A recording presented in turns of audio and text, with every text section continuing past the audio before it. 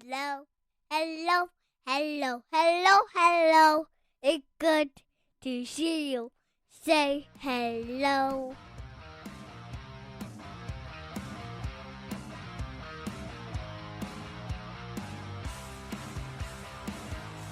Welcome to the Huskies Hockey Podcast, Weldie and Andrew, for a special episode between our monthly, decided to do an extra little treat for everyone after last episode where we talked, where we teased about our thoughts on fixing the NCAA tournament, and didn't get to it. Because I know this is a shocker to everyone, but we went a little long. So that's we decided, you know what, we'll just go ahead and split this into another episode. So a couple of weeks, so we get a bonus episode. Our goal is to have a little bit of a shorter episode this time, but you know what? Who knows? At this point, all bets are off. I think you just jinxed it by saying that. Yeah, right. Yeah, exactly. So, but just because it's a little of a special episode and a shorter episode, it is still an episode. So obviously, we're going to have So we're talking about whiskey today. Whiskey.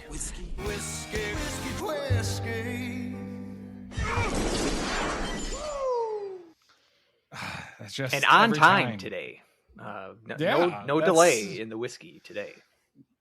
Nope. We're getting right at it, and usually I either forget about it or something happens. I'm a little bit concerned after this episode, like after I get through this Costco pack, like the next evolution of this. I worry will be very expensive. I don't know kind of where to go with this. If I need to just start buying bottles weekly, it has me a little bit concerned for my pocketbook. Yeah. Remind me, what number are we on of the 24? We're on 19. Okay, so we're hitting the home stretch here. I mean, I could say this is the Whiskeys of the World brought to you by Costco. I mean, you could do Whiskeys of the World brought to you by Total Wine, which would be a more perhaps authentic and expansive tour, so to speak. Lots and lots. Maybe we can work that in to get some ad revenue / free bottles of whiskey. I'm glad you brought that up. It reminds me that I do have some leads to follow up with in terms of sponsors. It's been too long. But that's not without. Well, it's off season. There's no. It's tougher to sell ad space in the off season. That's understandable. It's especially tough if your director of advertising is kind of sleeping at the wheel, guilty. There's no lack of interest from the advertisers. They're knocking down the email. Exactly, Bob. I've read your email. I plan to respond to it. I will do so shortly. In due time. But you know what? I've got, as I was looking at the numbers here, I've got about 3 more daycare checks to write. All right. So you're seeing the light at the end of the tunnel. You're 4 checks away from being flush and needing some disposable income to go somewhere. Yeah. So what do? Save for my kids' retirement or keep up with this bit? It's a really kids need to really get a job. Balance. They need to get on the payroll. They need to learn the value of hard work. You should not be feathering that nest egg of theirs already. So I would say, the money instead goes to booze. Goes to booze. Like any good parent, that's the choice you shall make. There was in college, I was a big gin drinker, and there's I think it was Nick's Discount Liquor, which is by apartment that I used to have, kind of out by, I don't know where the best. This is in St. Cloud. Yeah, I'm surprised I'm not familiar with Nick's Discount Liquor. Sounds like a place I would have frequented back in the day. it was kind of by, I guess, on the way to Boulder Ridge. That's not helping me. That's not ringing a bell for some reason. Nick's Discount Liquor wasn't the place on like 9th and University, was it? No, it's like it was way down by Don Robinson Motors. Oh, yeah. Yes, I have been there. Yeah. Yep. Very small place. Yeah. Yes. Exactly. So with it being small, I lived in the apartments, just kind of like across. Yeah, I had a friend that lived in those apartments. Yeah, I know exactly what you're talking about. Anyway, there was a time there when I racked up a lot of credit card debt when I was 22 because of my what people would call a problem of drinking too much. Basically, I would go in and I would keep buying my Bombay Sapphire gin, and it got to the point where the guy behind the counter was like, "Oh, Travis, you're back out of Bombay again, are you?" Yes, I was. That's a sign of a good liquor store cashier. They know your regular order. Or a problem. So it's I don't know which one. So looking back, but at any rate, so I've stepped up my game now, obviously, as I've matured into a more seasoned alcohol connoisseur to a more expensive type of liquor, whereas gin kind of is relatively easier on the wallet. Even you go to the Bombay Sapphire, but the bourbon, the whiskeys, it's that'll break the bank. And certainly no one with a drinking problem resorts to whiskey or bourbon. Certainly no one's ever developed a problem limiting their intake to those quaffs. No. I think actually all of that died out in like the 1800s in the Old West. I think after that, then they went to a different type. So, at any rate, United States is where we're going again. USA. Have we been to the USA in the whiskeys around the world yet? Do they? Is there any other identifying features? State, region, perhaps? For this one or the previous one? Both.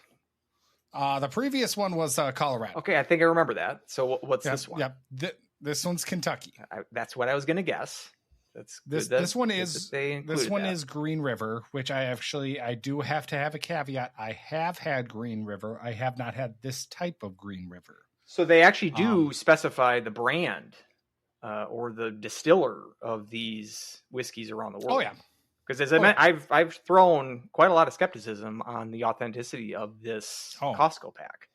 So that's a check mark in the plus column for them. This makes it sound more legitimate. Oh yeah, it's got like a 2-page spread. It comes with a booklet. It's got like a 2-page spread about their process and a bunch of details about the mash bill, and it goes actually really in depth. I just wanted to keep a little veil of secrecy behind it, just because just go generalize with the countries, and also obviously no free advertisements. Don't want to do that. Of course. So, however, I do feel the integrity of the bit is very important here, because I do have to disclose that I have had Green River in the past, which is why I'm comfortable saying that. But I will say that Green River I thought was kind of meh in the past, but I haven't had this type with this not mash familiar bill. with it. So And for Kentucky whiskey, I'm surprised that I haven't heard of it. This is bourbon whiskey here. So it is of a bourbon, mostly corn, freshly charred oak barrels, the whole nine. I do it. It smells. It's good on the nose. I will say that it's got kind of an interesting smell that I can place, but it's like jogging a memory that it's a little bit hazy for me. Like probably later in the show, I'll be like, "Oh, it smelled like fill in the blank," but like I can't. It's got Like familiar. It's like, oh, like you've, it's you've got, yeah. encountered this Why before. did it take me so long to come up with familiar? Yes, a familiar smell to it. But it is good. So, all right. One sip. Everyone knows the rule. I think this is going to be a good one. Is it because it's bourbon from Kentucky? Just with the lead up, with the good nose, I felt like I was optimistic that this is a hit. Well, I think you are correct, sir. This is First place. You are correct, sir. Leader in the clubhouse. I don't know if it's leader in the clubhouse, but it's up there. It's a little bit weak on the front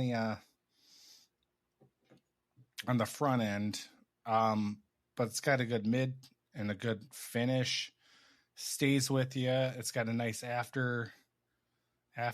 You know what? I'm going to go this one. It's going to be an 8-2. Strong. So this one's really strong. Yep. And where would that place it? That'd be like top 3. 8-2. It is number 3. The other United States. Oh man, do I have a bias here? Do I need to blind rank these again? Because the other United States was an 8-4, and Ireland is leading at 8-5. I mean, these are whiskey hubs, Ireland and the U.S. So it makes Ireland sense. was the 5th one we've tasted, and here we are at number 19. Well, so it's got some competition. Maybe after it's all said and done, maybe we can publish. I'll publish the whole list with all the names, and you guys could all take a peek. Maybe Whiskey Dave will be like, he can weigh either in. totally agree with me, or he'll just rip it all apart too. I could see both of it happen. The challenge, I think, to Whiskey Dave to perhaps do his own tour. I have a hunch that he doesn't need to be prodded too much into doing something like that. I have a feeling if he had a Costco membership, he already picked up this pack. So that's probably a good assumption. Yep, exactly. So, all right.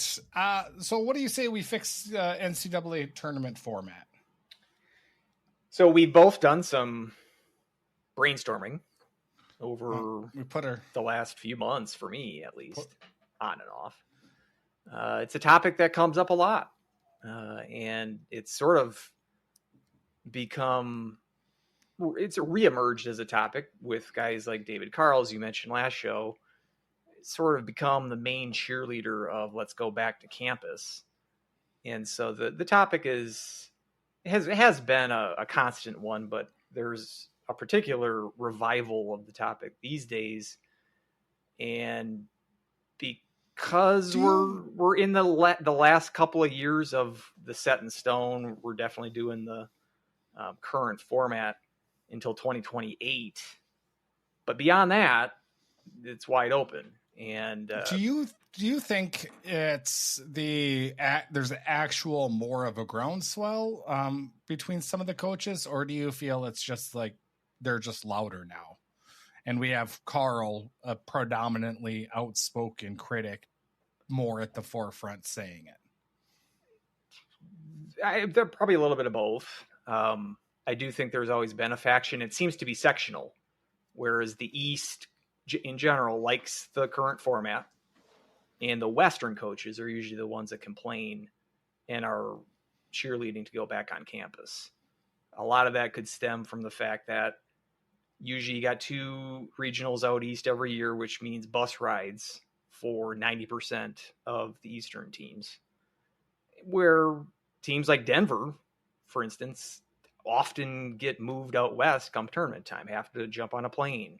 Just everything's so spread out in the West, and especially years where you've had one essentially Western host, the years where like Penn State would be one of the hosts. They don't actually do the Northeast, East, and Midwest, and they don't call them the directional names anymore.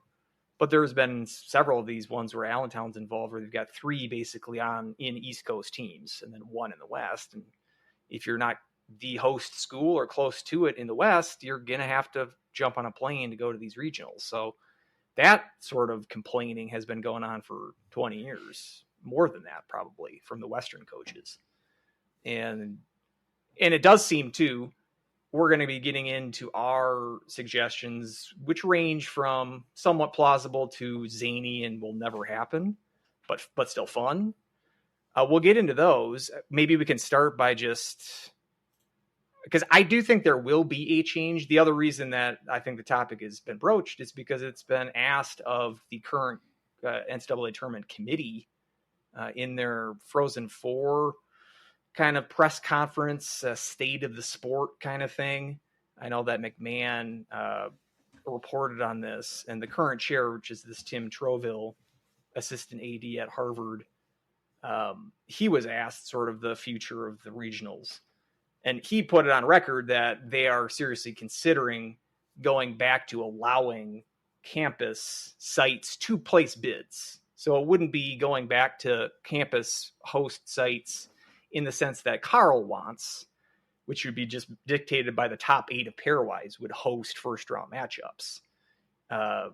Troville's statement would throw it more back in the day of the 90s and early 2000s when you had places like Yost, Mariucci, Kohl Center, World Arena, and CC. These Munn Arena for Michigan State. These were the Ralph 1 year. These all got regionals, but they were bid years in advance, and it didn't matter whether or not those host schools played in those regionals, and some of them didn't. The last time Mariucci was awarded a regional, they didn't make it in 2009.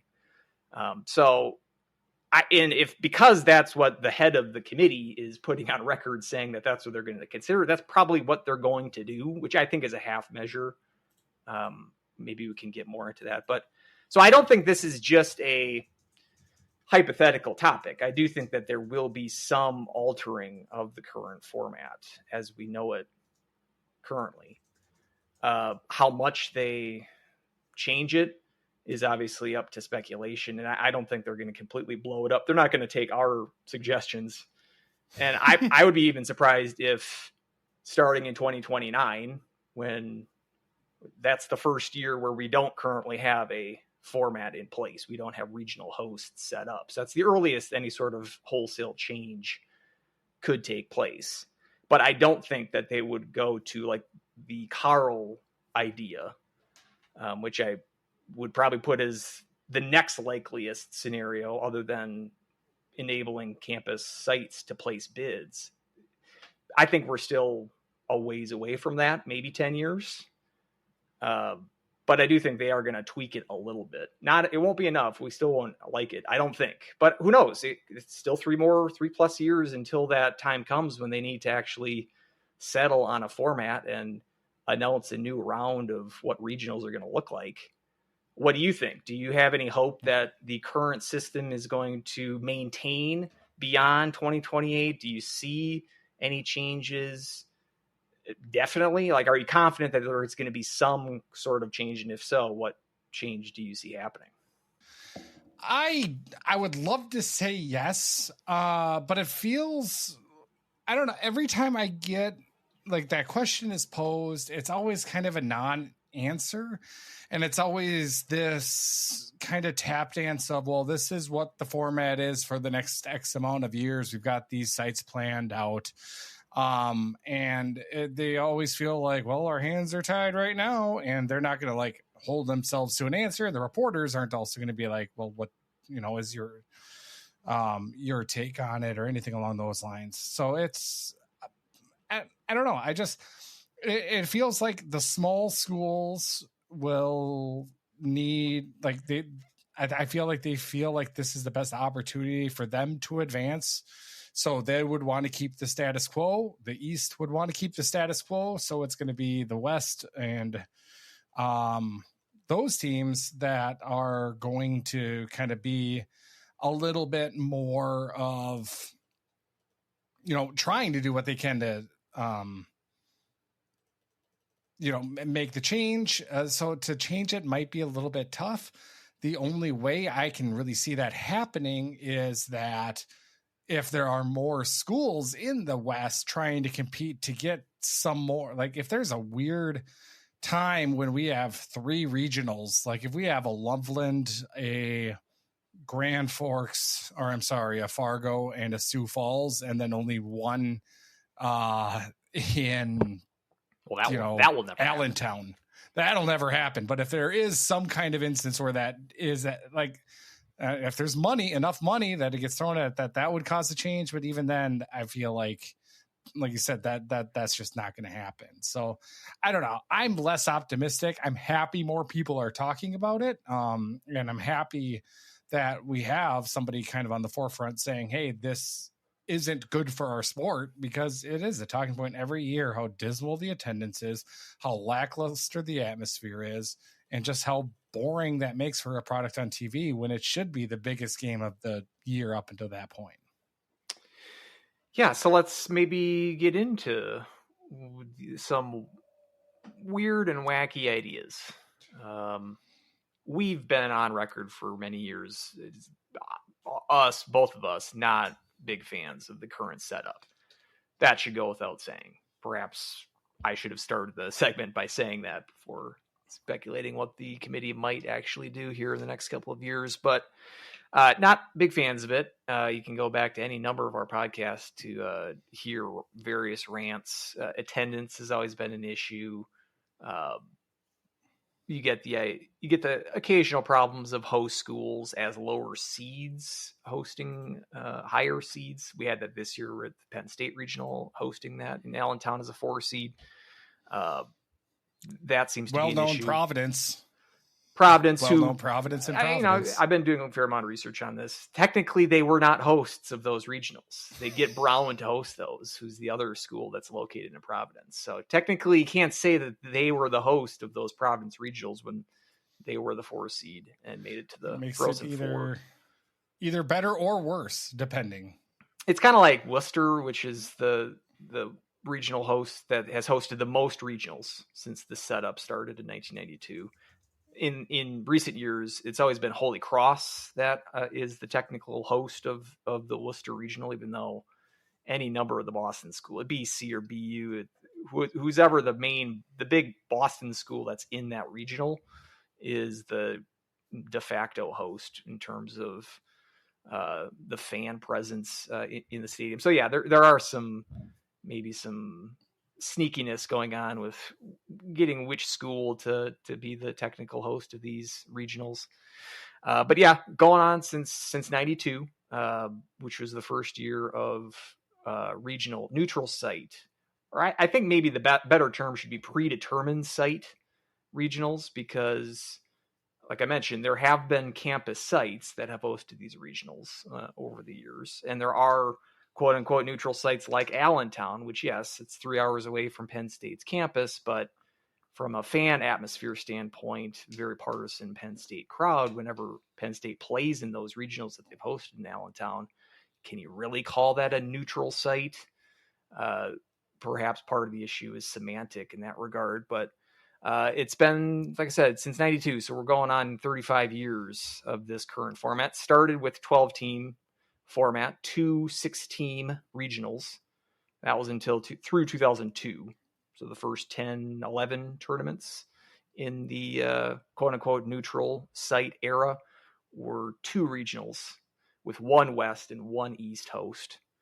And then since 2003, that's when the tournament expanded to 16 teams, and we've had 4 4-team regionals since then. And again, those are all predetermined years in advance who's going to host those regionals. They've gone away from, I don't know if it's technically a rule that a campus site cannot host. The last one that did host was Notre Dame in 2015. They did not make the tournament that year. The last 2 actually have not made the tournament. It's Mariucci in 2009 as well. Prior to that, between 2003 and 2008, there was usually, at least in the West, it's always the West is when they put campus regionals. It's just been a struggle to get good neutral sites in the West, which is why they were more willing to go to campus sites like Yost and Mariucci and others that I've mentioned in the West. In the East, I think the only one was UMass was the only campus site to host a regional in the East. But so it's a long track record of this format and of varying success.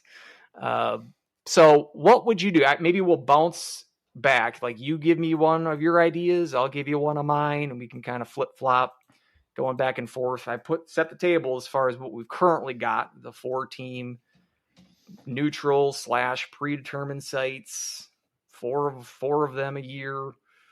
What's your first idea out of the gate? How would you mix that up? And anything goes here. You can add number of teams, you can do campus sites, anything goes. 64 teams. There we let's go. do just let's start get the weird. insanity. Yep, exactly. Basketball does 64 teams. Why not hockey, right?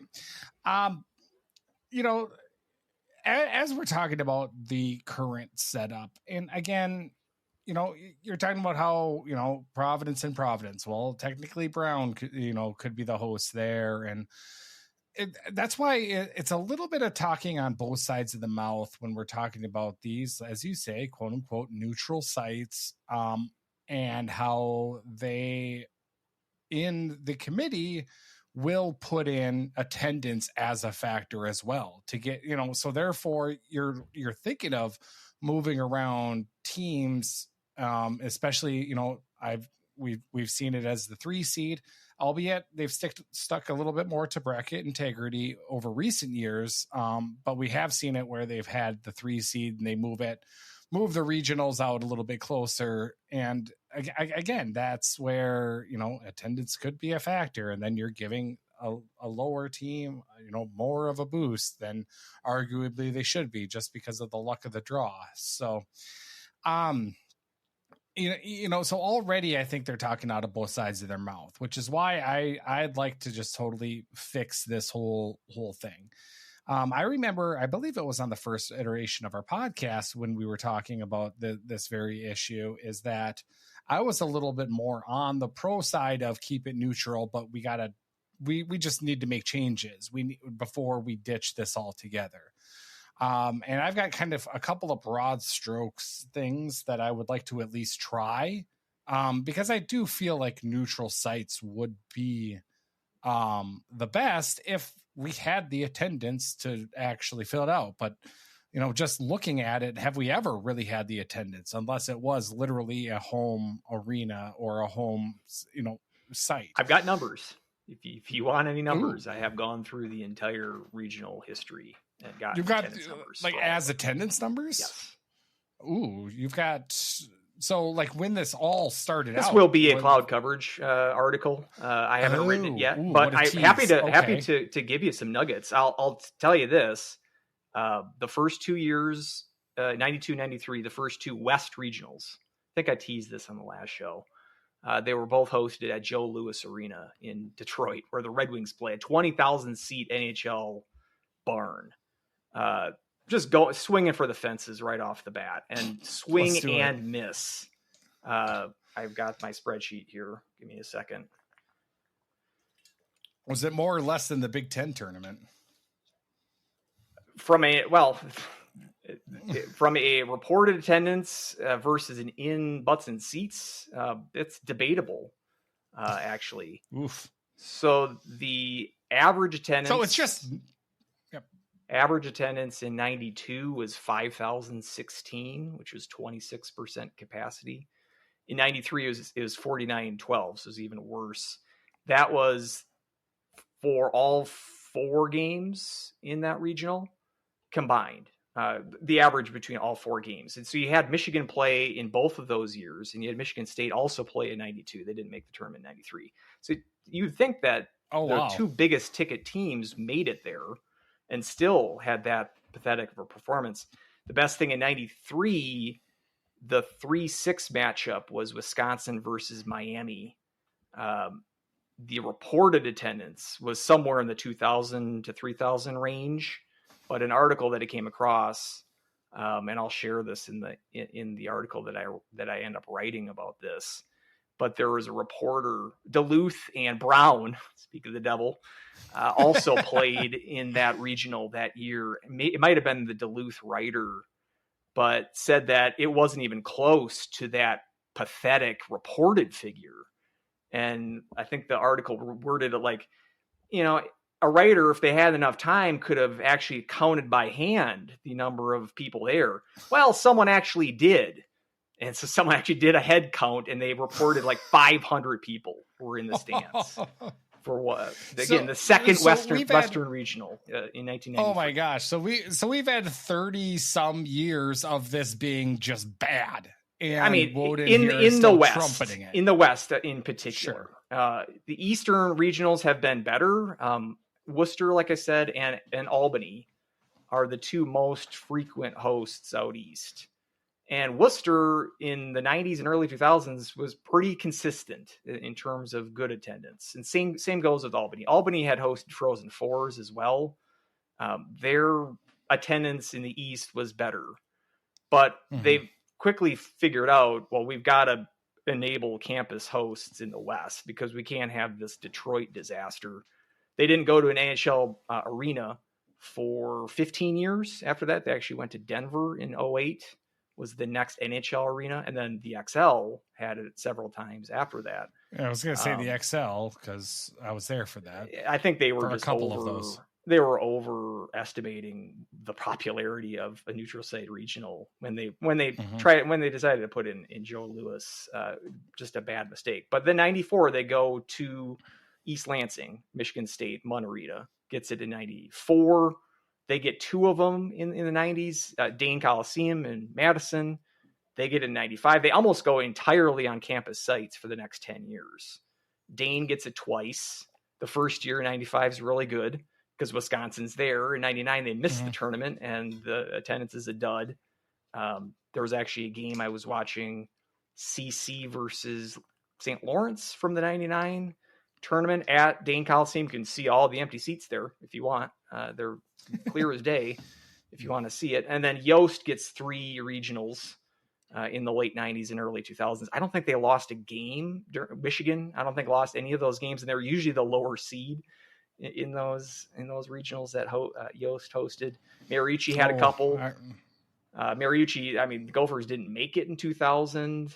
So that was an issue. Like when you had hosts that made it to that regional, you're fine. But if that host didn't make it, 99 Wisconsin missed when they were hosting. That was a dud of a regional. Mariucci hosted the next year in 2000. The Gophers didn't make it that year. That was a dud of a regional. So they go to Grand Rapids. That was the first neutral site in the West that they had gone to after the Detroit disaster. The first year that Van Andel hosts it in Grand Rapids goes really well. The arena had just opened. And so it's basically from then until 2010, you're going either on campus or to Grand Rapids in the West. And then you could just see that the Grand Rapids attendance trend just continually declines until 2013 when Michigan doesn't make the tournament. That was the year that Yale beat Minnesota and North Dakota in that regional. And it was a terribly attended regional, and they haven't hosted since. So, I mean, in the West, it's much more dependent on if we have a host, either if it's literally their campus site or if it's somewhere close by, like Fargo for North Dakota, for instance. In the East, it's less of a crapshoot just because there's so many more teams in a closely concentrated geographical area. Places like Manchester have been pretty decent of late. Bridgeport has been pretty decent. They're going back to Rochester in a couple of years. They only had one regional in 2007. St. Cloud was at that regional, and it was not a well-attended regional. I'm not sure what they did to earn another regional back, but I don't know. I could go on for a while here, but just the broad strokes is the West has been much more of a problem in terms of getting successfully attended regionals that are truly neutral. I mean, you can make an argument that there really hasn't been more than a few of those truly neutral Western regionals, really ever since 92. In the East, it's less of an issue, but definitely in the West, it has been a problem. Wow. Okay. That makes my, when you're talking about Grand Rapids, that makes my point maybe a little bit less. Maybe there are a few more holes, I should say, in my point. But where were we going to go with that? Well, the big thing that I would say is that if we were going to fix regionals, especially in the West, and if we're going to try to keep it as neutral sites as possible, I think it would behoove in the West to have permanent sites and try to create some kind of a culture within the community, within the local, to get people to go, because you're trying to bring in the casual fans.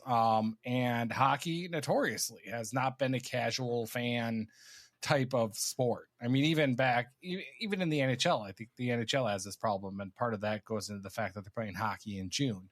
But it's, just in general, I think you have to latch onto the community, and I think the best way to do that is to have a consistent site in the West to do it. You can have different host schools. That's fine. I think there's enough host schools, and I would kind of throw my hat into the ring and or at least say that Sioux Falls is the best place for it. I think it's easily drivable with a handful of college hockey venues, and even longer road trips, for a couple others. But I think that's a good hub to have for a permanent site. And when you're looking at, ease of place to get to, that's where I think you can even go down to Omaha if you would want at CenturyLink, but I think Sioux Falls, some place where, you can really latch onto the community and make that as their type of event, kind of like how Omaha does it with the College World Series, and have that type of thing, but with the presence of, bringing the general public of around, the area to go to the games. And that also would mean that something that I know the NCAA doesn't want to do in the West, and that would be to slash ticket prices. And I think to make it easier to go to get the atmosphere, to get people into seats, and to not have it to be where it's just so expensive to go to a game.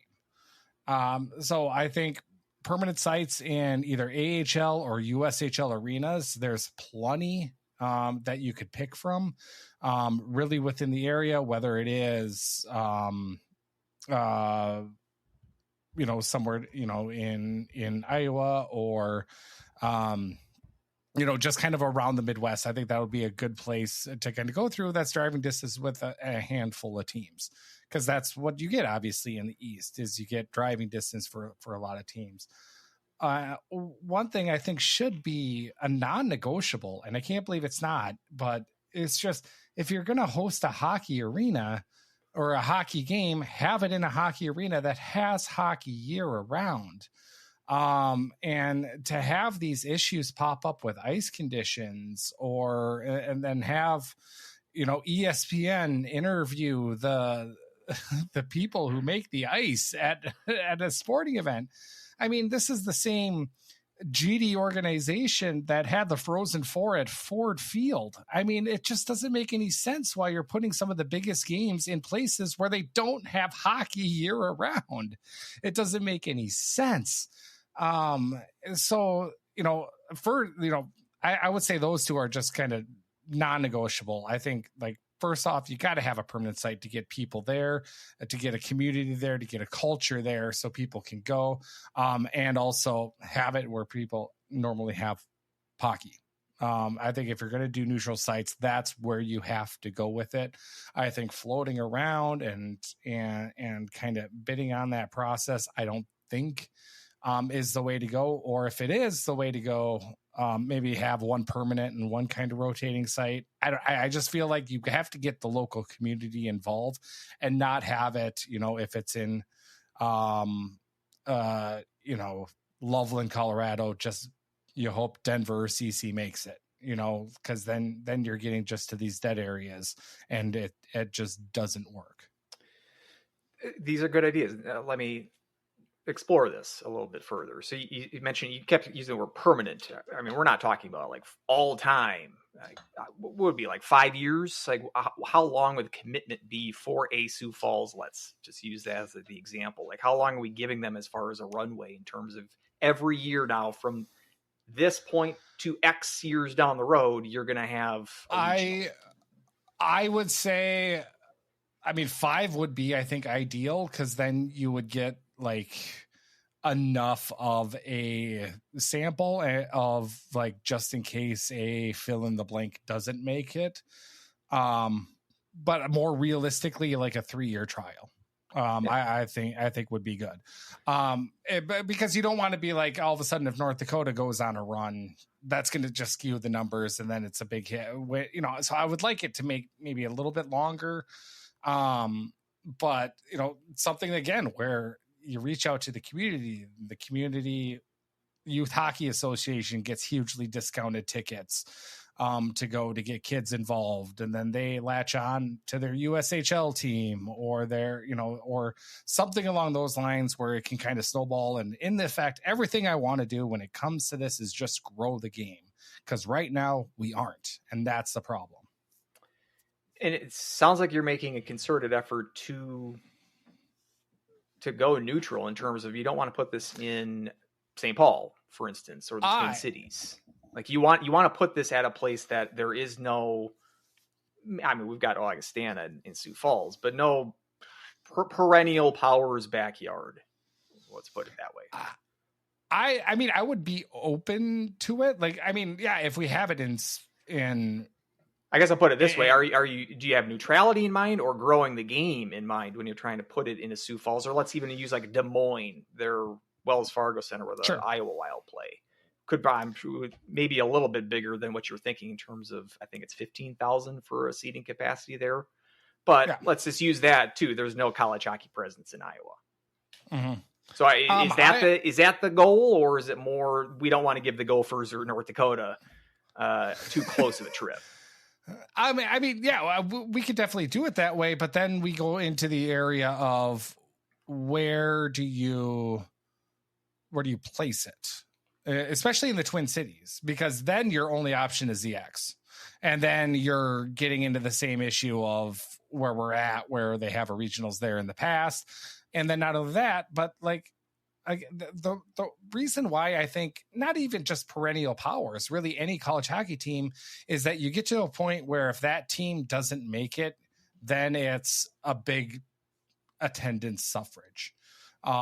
Suffrage. Wow. No, so big attendance suffering will happen because, again, you know, we saw that even at the Frozen Face-Off, whereas if North Dakota doesn't make it in the final 5 days, there were still North Dakota fans everywhere. But you found that less and less when, you know, as the Frozen Face-Off kind of happened, there were less and less, you know, of North Dakota fans just wanting to make the trip. So, you know, they lost a little bit of something when it came to that. And I feel that if we have it like in Fargo, I think Fargo is a little bit harder to get to than Sioux Falls. We can maybe debate on that. But if North Dakota isn't there, I think that really suffers. And maybe I'm just also a little hurt because they had bad ice against, I think that was Air Force. But anyway, AIC, that's beside the point. AIC. I'm sorry. Not that I remember too fondly. They had good attendance there in 23 when Dakota wasn't there, and the Gophers and St. Cloud and Mankato were. And Canisius. And Canisius. Can't forget about Canisius. Big. Yeah, draw. That's true. And that's but true. You're just filling up a 5,000 seat venue. Yeah, it's a 5,000, which again, I think that's fine if it's packed and you've got really good atmosphere where there was, but also there isn't going to be a lot of games where you have, or a lot of times when the regional is going to have 3 of those teams closely nearby. Yeah, I mean, I think that capacity is something to consider. The record attendance going back to 92 for the regional site attendance. I'm trying to find it here if I've got it. It was in Worcester. The East or the West? It was in Worcester. Overall? I think it was 02. It was early 2000s. Yeah, 2002, 10,803 was the average attendance for that regional, which is still 86% capacity. So it's not like it was capacity crowd there at Worcester, which is about a 12,000 seat arena. So, I mean, that's the max that any regional has gotten since 92. So if we're going to think about putting it in Wells Fargo Center, which I'm seeing now is re-sponsored by Casey's, which makes sense for Iowa, for Casey's to be the sponsor there. But that's I'm looking. God, I could go Wikipedia for a taco pizza for hockey. 18 or 15,181 is their capacity there. So, granted, we can't call it the X anymore because now that's Grand Casino that's true. Arena. So, I guess the one thing that I'm just thinking about now and reading up about those Joe Louis Arena regionals, part of the blame they threw on that was because Joe Louis hosted at that time the CCHA tournament the week before those regionals, and they felt like that was kind of siphoning off a bit of the potential crowd, as you have these two postseason tournaments back to back, the same venue, and the CCHA tournament had been a longer running regular event at the Joe. The one thing that we're running into now is in an era, 0 neutral site conference tournaments in the West. Now that the NCHC's gone all on campus, that's following suit with the Big Ten and the CCHA, which have done campus site conference tournaments for several years now, going back almost 10 years in the Big Ten's case. So now there's no neutral site. There's no X or Target Center neutral site event the weekend before these regionals. So perhaps you throw a regional at the XL Center, you'll get all the people that would have gone to a neutral site campus or a neutral site conference tournament. Perhaps they'll go to the regional now if you put it at the X. I'm just considering that right now. Well, that's funny you say that because my dad and I were talking about that as a possibility. That we've, to continue this tradition that we did go to the conference tournament for nearly every year. I have to exclude the COVID year. But the big thing of the, having it kind of, a good spot in the West, like I will petition for Sioux Falls on that. Is that, maybe you go there anyway. But then, so I can see that happening now. But again, you would have to commit to that as a fan, not knowing where your team's going to be. They might be playing at the same time, much less at that venue. So there's a little bit of a sword, a double-edged sword when it comes to that. So I can see a lot of people having that discussion, and because that was always the big thing is like, we want to go to the conference tournament. And then you would have a couple weeks before you can go to the Frozen Four if your team makes it. So, and in that formula, the regional is kind of the one that's left out because it's exactly the big take, the regular one that I go to every year, which is the Final Five / Frozen Face Off, or the Frozen Four. The regional is sort of the ugly stepchild in that scenario. Yeah. Now you don't have the conference tournament. At least the neutral site. 4 days, and you have 4 days to plan for that trip too.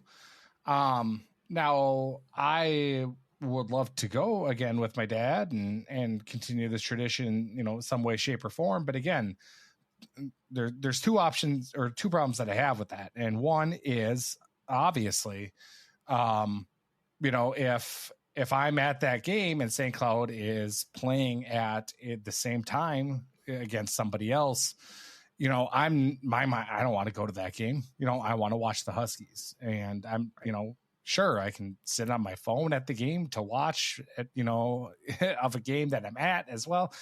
Doesn't make a lot of sense. So already that's kind of a hindrance. And obviously, number two is thanks to Bob Motzko. And Bradbury. We have a dead day. And Bradbury. Yeah. Who's not even involved anymore. So we can just go back to Motzko with it. But now we have a dead day. First Detroit year in 92, by the way, Thursday, Saturday regional. They put a dead day in that as well, which again did not translate to good attendance. I wonder why. Yeah. And it's like, okay, so again, I'm advocating for Sioux Falls quite a bit, but even with these regionals here coming up, you have a dead day in Sioux Falls. It doesn't sound like a rip roaring good time to me.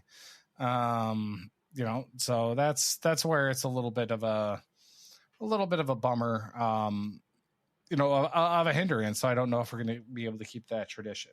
This is good. I like that we're just kind of branching off from all of these. If you don't mind this kind of scattershot approach, No. I'm enjoying it, Well, because you're bringing up. So we can even above and beyond changing the format and whatnot. There are some things you could do for this next tournament. Changes that you can make. One, you're bringing up: would you get rid of the dead day and go back to 2-day regionals? 100%. I got my hand up here. I got two hands. Absolutely stupid to have that. That would be, and especially again with the hypocritical of now too much rest for the Big Ten and all those talking points about how you could have 18 days off and blah blah blah. Bob Motzko can't hold a third period lead, so now we have to uproot the whole college hockey schedule. He can't beat seventh place Notre Dame in a 2 out of 3 at home in his conference tournament, so we've got to rejigger. So we got to uproot everything, or the tournament format, in order to Ridiculous. avoid that situation. Would you also? I'm sure we're on board with this. You'd get rid of the dead week between the regional and the Frozen Four as well, correct? Yeah. Those are easy fixes that I realize the coaches, again, the Motzkos of the world, just fetishize the idea of rest. And so I don't see that being something that would be done, but that's another easy one. Sort of dovetailing on that one, what I would do is I would condense the season, shave off 3 weeks of the season. I want the Frozen Four the weekend before the men's NCAA basketball tournament starts. Ooh, okay. Because that's another thing. Like this, okay. The hockey tournament is competing alongside March Madness. I think it's just not good timing. This would mean that you would bump up regionals till about the end of February, and then you're maybe the first week in March, and then your Frozen Four would be the second week in March, roughly. This would either cut out a bye week in the regular season or 2.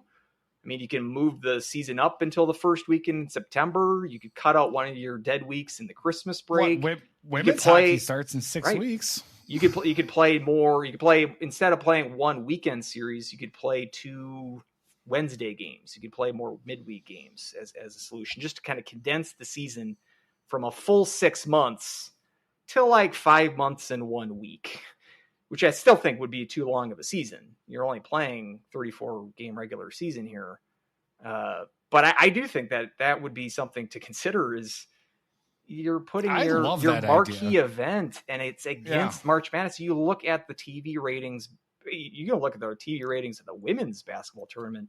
They blow the men's hockey tournament out of the water in terms of attendance and TV ratings, all the metrics. You're getting the floor waxed, pun intended, by basketball with either the men's or the women's tournament in comparison to and that probably has somewhat to do with the fact that you're overlapping these tournaments, which I do think is pretty stupid. So that would be another one where you could do that for the 2026. Well, you probably can't, because season schedules might have to be tweaked, but that could be something too, that whatever sort of format we go on, either staying with what we've got or tweaking it in any fashion, I do think ending the season prior to the basketball tournament would be a smart move. Yeah, I think there's a way to get a lot more of those, Tuesday night, Wednesday night games in. Easy in the East, less easy in the West, but like you're playing, like St. Cloud's playing Bemidji this year in a non-conference series. Instead of doing that Friday, Saturday, have it one Wednesday in October and one Wednesday in December. Yeah, you can make it work. Short enough trip. I mean, you're not going to do that for your conference series against CC or something like that, but pick out your bus trips and try to Yeah, condense your shorter travel ones into midweek games. Kind of what like NCAA baseball does. They always play a weekend series, but they play one midweek game in non-conference. And I think that's something that hockey could take a page out of that. Yeah. Or, I mean, do that with conference too. I mean, stretch that out. You could have, obviously Denver and CC could have some games, North Dakota, Minnesota, Duluth, St. Cloud State, all of those. And then if you want your non-conference, St. Thomas, well, not St. Thomas non-conference shortly, but, Mankato, Bemidji, Minnesota, we've Augustana. got those types of, Augustana. So, you've got plenty of options there to condense that season. I am 100% on board. At first, I was like, I like shortening the season, but then you're putting your premier games against the first round of the NCAA tournament, which is, Vegas heaven. When it comes to, all the games that are Frozen on. Four the weekend before the first round. But weekend before. Not overlapping it at all. Would be I love that idea. Yep. All right, so and I love the idea of midweek games too, and especially with St. Cloud State being such a suitcase college, whereas maybe that will bolster a lot of student attendance too. Is that you have a Tuesday night game, where more people are be like, yeah, let's go to the hockey game. I haven't tried. Usually, I go home on Fridays, Saturdays, where I'm not around, to keep them in there. I really love that idea. You probably could get away with it without even doing midweek games, like because you got one bye week in the first half, you've got one in the second half, and then you've got usually 2 or 3 weeks in the Christmas break off. So if we're shaving off, and we're shaving off the week between the regionals and the Frozen Four, that's an easy week to shave off right there. Mm-hmm. So again, like if you're a team like Miami, they're other than Ohio State and Bowling Green, which Ohio State I think refuses to play them in non-conference. Like you think that they're kind of on an island in the college hockey world. Like, can they really make a bus trip in the middle of the week to? Let's say with Arizona State. Arizona State probably be a better example. Like the Alaskas, they can slug it out between themselves. Like they play each other like 6 times a year anyway. But so I think you could make it work. I mean, again, you're only playing 34 games regular season if you're not taking advantage of like any exemption games. It's not, I don't think, too much of an ask to condense the season into 5 months rather than 6 months. I know it cuts into that precious iron pumping and smoothie chugging time, to quote our WHL commissioner from last week. But and again, the Eastern schools are well familiar with playing midweek games. It's somewhat standard operating procedure on that half of the conference or of the country. But the West, it seems that we've got one this year. We mentioned the St. Thomas, the trip down to St. Thomas to check out their new barn this year. That happens on a Tuesday in November this year. So I guess we'll get a little sampling of what a midweek game kind of feels like this year, which is a rarity for St. Cloud, but that's good. So getting back to your permanent host, I mean, so other than that, like you're still sticking with 4 regional hosts, 4 teams each. In that case, like you've got, usually you've got 2 hosts in the West. Perhaps there could be something where you get like let's lock in Sioux Falls for 3 years and then maybe bounce the other one around in those other years. You go to Minneapolis 1 year, you go to Grand Forks 1 year, you go to Denver 1 year, or somewhere in those metro areas. Now here's what I also think that we don't do that. Here's the thing. If we're dead set on this dead day, okay, and we need to have it and it's stupid, everyone hates it, blah, blah, blah. Let's pack all 8 teams there. Let's get a super regional going for Sioux Falls. The super in Sioux Falls. Okay, we're getting close to my example, but continue. Where basically you have you can lump in the 2 regionals together, have 8 teams, and have it as a super regional. 2 games one day, 2 games the next. The winner of one game on one day, the winner of the other game on the next. Or you can do. But so you've got 8 teams. Mm-hmm. So you're doing a 3-day regional. In this instance, if we're keeping the dead days, okay, right? If we're doing it now, the 3-day regional, I think I don't know logistically if you could do it or how you would be able to do it to switch the days around, because 4 games in one day might be, unless you do it to two. And then you're right. No, I so guess, if you do 2, you could do it in 3 days, if I'm hearing you correctly, 2 games one day, 2 games the next, and then the regional winners on, let's say, Thursday for the first 2 games, Friday for the second 2 games, and then Saturday for the 2 finals. We could do it that way. The problem there is the Friday games, you have the one shorter. You don't have the dead day of rest. They would buck and moan about the Thursday team. The Thursday teams get the rest, but we don't. But they're not playing against each other anyway, so it doesn't matter. You know, either the 2 teams with the extra day of rest are playing against each other, or the 2 teams that are playing on the back-to-back are playing against each other. So there's no one team that has an advantage. Or you could just make it 4 days and play 2, or you can make it 1-1. And if we're dead set, if we're dead set on the having the dead day, then we do it 2 days, 2 games on Thursday, 2 games on Friday. The winner of the Thursday games play on Saturday, and the winners of the Friday games play on Sunday. So it's essentially just a slightly expanded version of the old 6-team regional from the 90s. Yeah. Because you're just playing 1 extra game in that scenario. And so you'd have 1 in the West, 1 in the East. Yeah. And that's you're still maintaining a 16-team field. I don't think the East, screw them. You know, you could do whatever you want there. I don't really care. I'm trying to focus on fixing the attendance in the West. Right? You want to have. Why not? So what in the East you're still doing 2 4 because the regionals itself, the brackets for the regionals, it doesn't matter. I mean, it's just in a sense merging it all into one spot in my opinion of Sioux Falls. So you're just who cares if if one's in Sioux Falls and one's in Fargo, which is happening one year. Just put them all in Sioux Falls in one, and you could still have your Allentown and Worcester regionals, whatever in there. I mean, it doesn't really matter because the brackets are still going to be the same.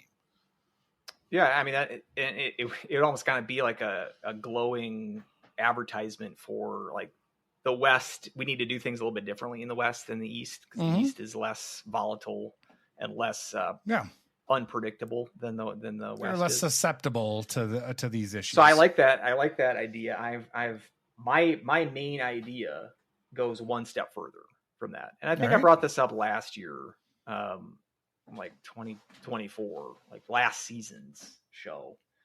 But I fleshed it out. I've got actual sites in mind. But instead of you condensing 2 regionals into one site, I'm doing 1 site regional.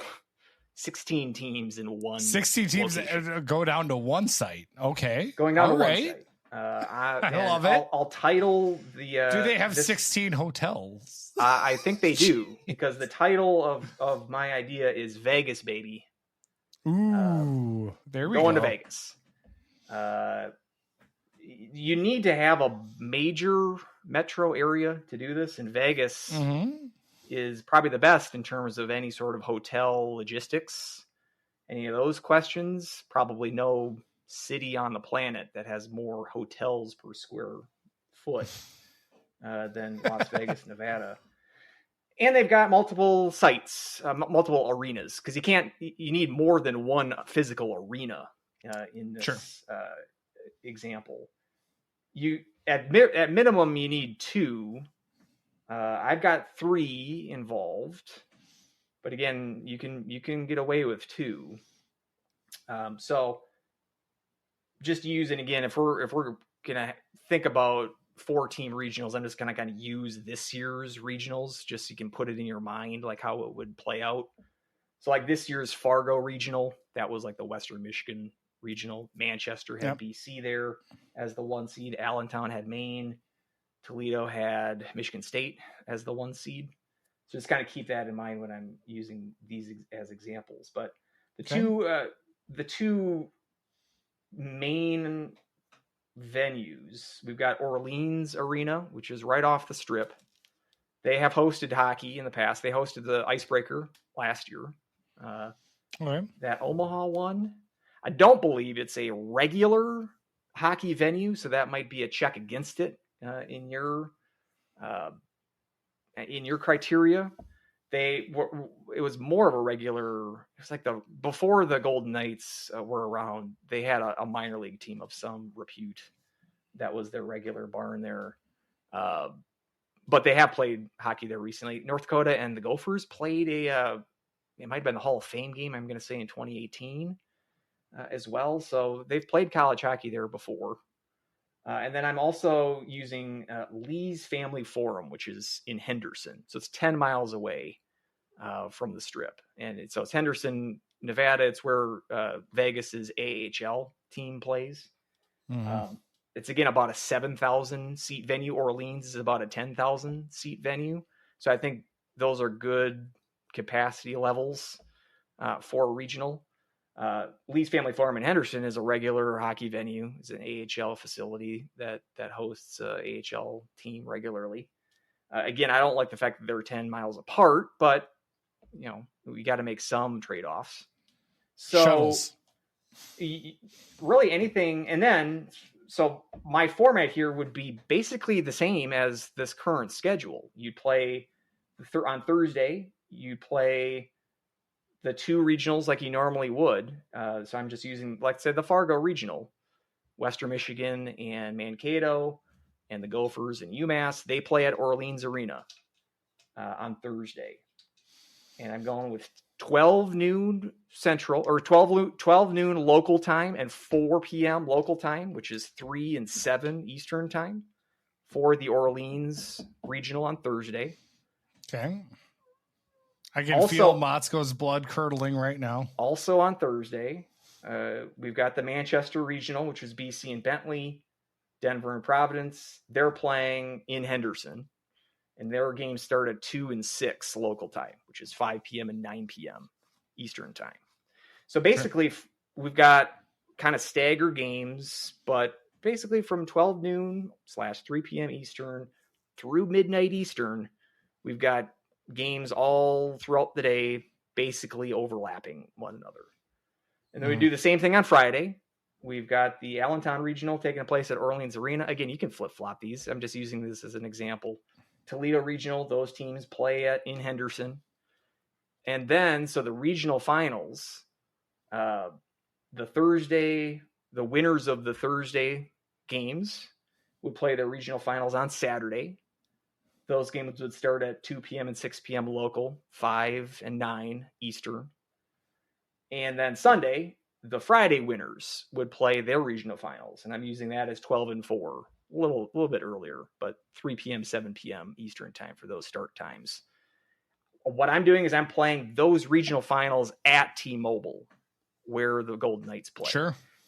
You are swinging for the fences there. Like I said, regionals haven't cracked 11,000 before, and you're putting this in an NHL barn. My rationale for giving it a try is because you've got 8 fan bases all right there.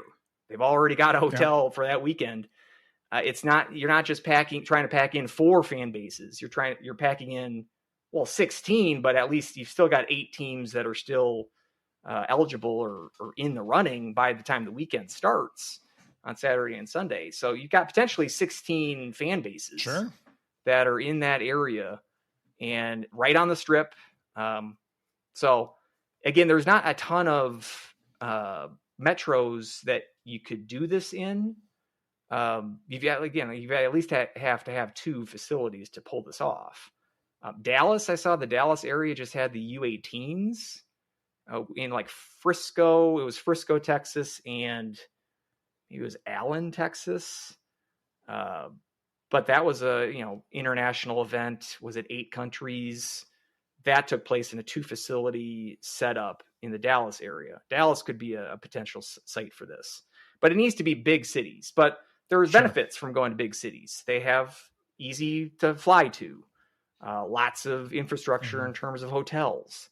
Any of these sort of things that Woden would bring up, like we can't, ESPN can't get all these crews to man all these games at these campus sites. Well, again, with a one site regional host, all those sort of logistics boil down to it's just one site. Everyone's in one central location, which I think is logistically pleasing.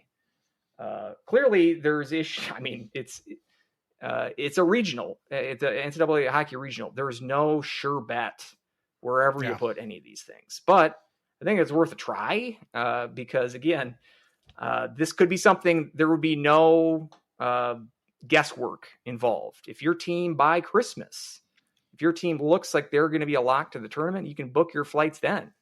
There's no like waiting a week before.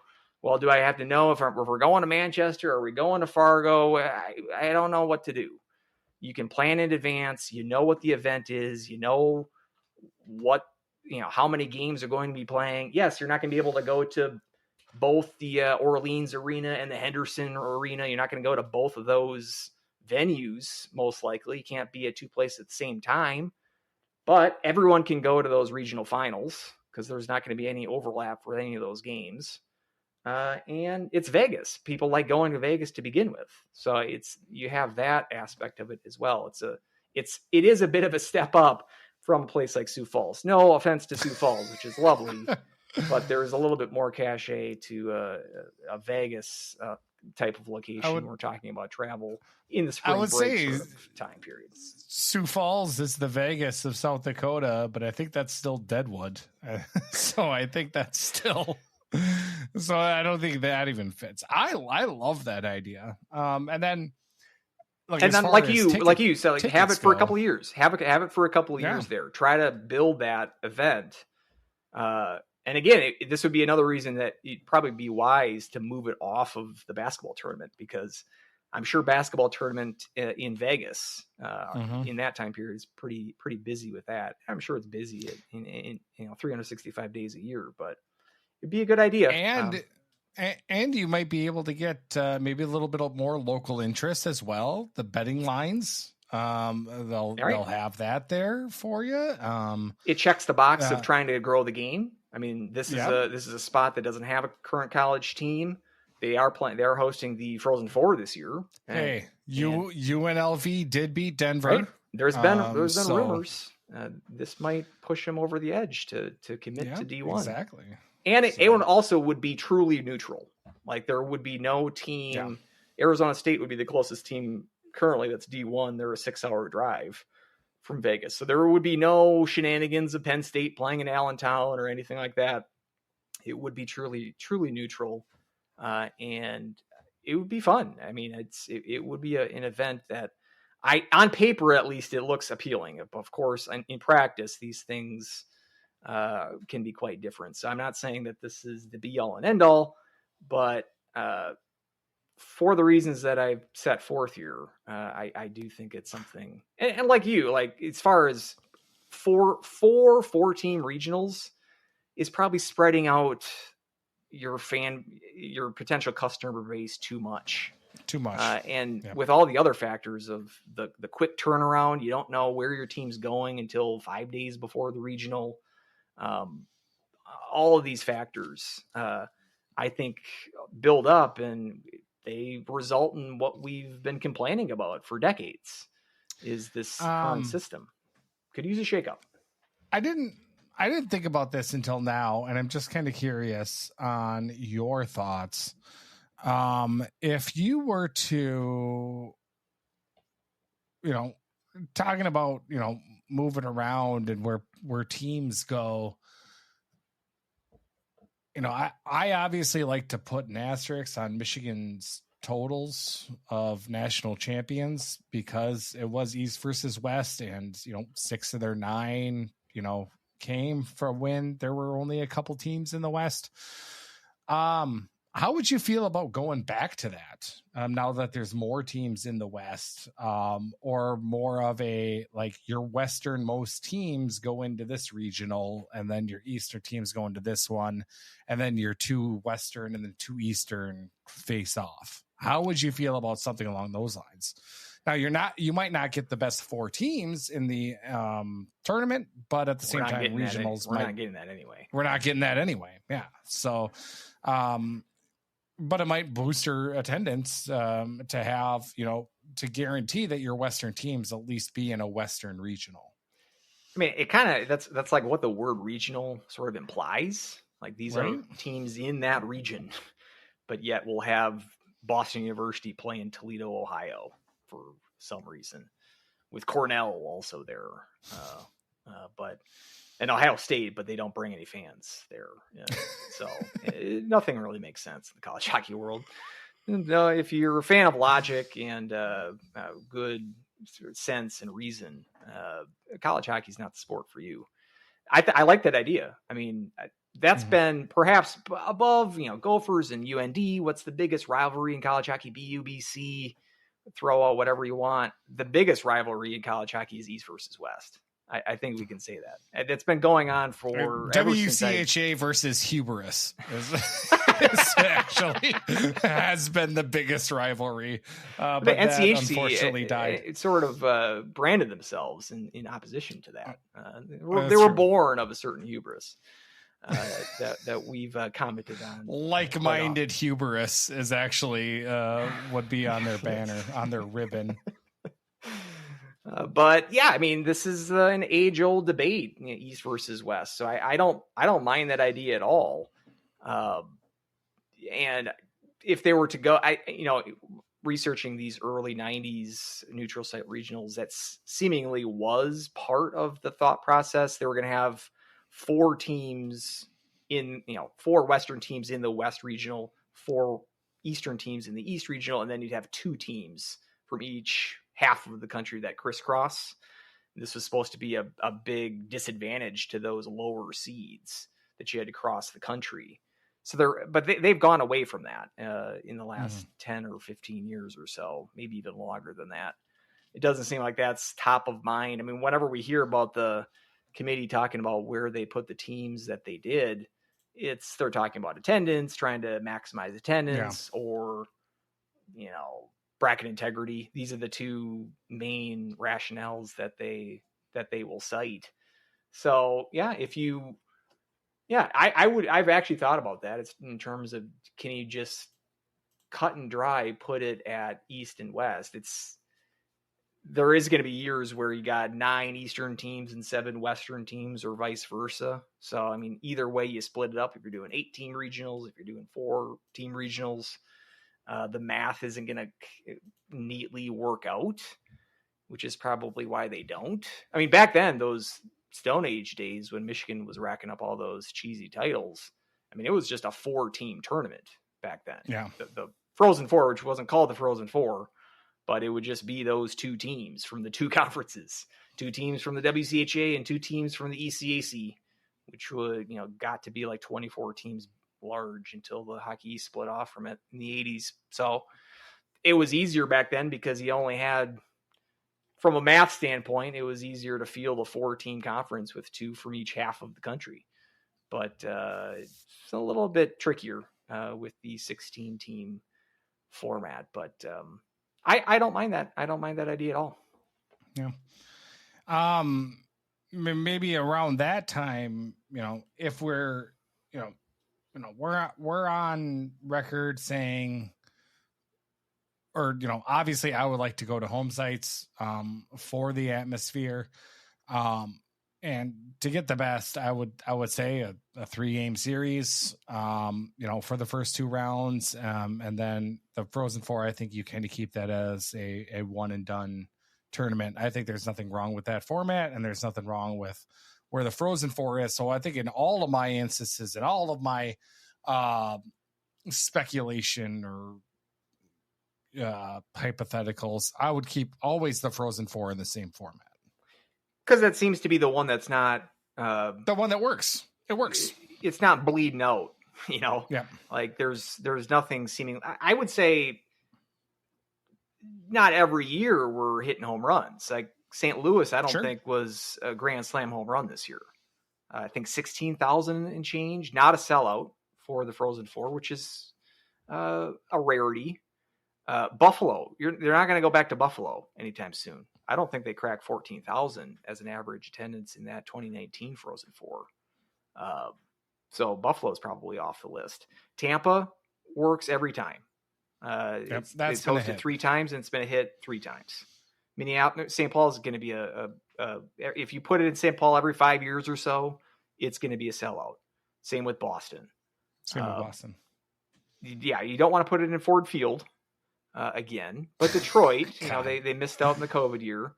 But I bet if Detroit gets it, once they get the Frozen Four again, that'll do well. Chicago, if they're going back there soon, I believe that is the technically the highest attendance for Frozen Four because United Center has close to 20,000 capacity. Like 21, I think, something in like that. That is, I believe, the record for Frozen Four attendance, not counting the Ford Field fiasco, which is the highest, but 40,000 in a 80,000 seat football venue isn't quite the same.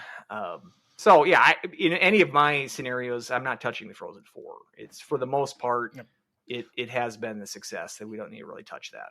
Yes, if it was up to me, I'd go best of 7 series in these Frozen Four series. But even with the 2 out of 3s in the regionals, what the CHL does. I would love it. But according to Carl, coaches are, even the Western coaches seem to be in favor of single games. They're not there. There doesn't seem to be the groundswell, as you put it, of support for multiple game series. There's more of a groundswell for going back to campus. There is not the same sort of support for getting off of the one and done format. To my chagrin, more smoothie. Yeah, it cuts into that smoothie time. Okay, so then with the Frozen Four, right now with the bid process, I kind of see with. You hear kind of rumblings is that it should be in these 3 places and then a rotating 4th. I see that kind of quite a bit where it should always be in Boston, in St. Paul, and Tampa, and there should be a rotating kind of like a Washington, D.C. or a St. Louis or just a different one to try it out. There should be one in Vegas or whatnot. I'm just kind of curious, like, do you kind of like that British Open type style of like these should be kind of your staples and then some or should have like a set at 7 that rotates all the way through? Where do you land on a possible for the Frozen Four? Or do you I would add Detroit to that. You got the 3 M's with Minnesota, Michigan, and Massachusetts being your hockey hubs in the US. So I would add Detroit to that. The new Joe Louis has not had it. It was supposed to host in 2020, but since that building is open, it's not hosted a Frozen Four yet. So I think they're overdue for one. That's when Arizona State was penciled in to make that, right? I think they were. They have the banner to. They have the banner there. They hung the banner for that NCAA, that Phantom NCAA tournament appearance in 2020. But I don't know if I would elevate Tampa to regular, put it in a regular rotation. But I mean, it's going well right now. It could just be like I wouldn't be opposed, I guess, to putting in the regular rotation. I do think this Vegas one is going to go off really well. And it would get, I'm hoping it does, because then it would give my fantasy of the one site regional, give that some more juice. That it will never happen. Super regional? Oh, of course not. But it's still fun. I'm mega regional. Maybe Super regional has a context in NCAA baseball, so I don't want to gum up the works too much. But mega regional, maybe. I mean, we wouldn't even call. I mean, that's not a regional. I mean, it's one site. There's no regions involved here. It's the Nationals. The region of America. Oh, there you go. The Nationals and then the National Championship. So that's not confusing at all. Are there any Frozen Four cities that you would like, or that haven't hosted, or like you'd like to go Nashville? Back to? Nashville seems to be kind of a sexy choice these days. I've mentioned Seattle as being, I think, a grow the game, hashtag grow the game kind of location that you might be interested in tapping into. Dallas, as I mentioned, I think is a hockey, a burgeoning hockey hotbed that's hosted like international events recently. I like the idea of going to places that don't currently have a college hockey presence. I do think that should be, if we're going to do a rotation, that should be part of the rotation, is go somewhere that there is no current team in that footprint. Go to, like Atlanta. Maybe that's a bad example. I don't know where they would host hockey there. And hockey has failed multiple times at the NHL level there. But just a place that doesn't, Charlotte, I mean, they're going back to DC. Is there Utah? Now that Utah has an NHL team, go to Salt Lake City. Dallas. I've mentioned Dallas. So go to places that, like, especially teams that have an NHL team, but don't have a college hockey presence. I think that might be go a up good to idea. Seattle. Go up to Seattle, perhaps. I don't know. Do you go up to Canada one of these years? Do you do Toronto? You Toronto would be a Canada. really interesting one. That would be a very interesting one to go to. I don't know if that would be a good idea for your cut the ticket prices idea.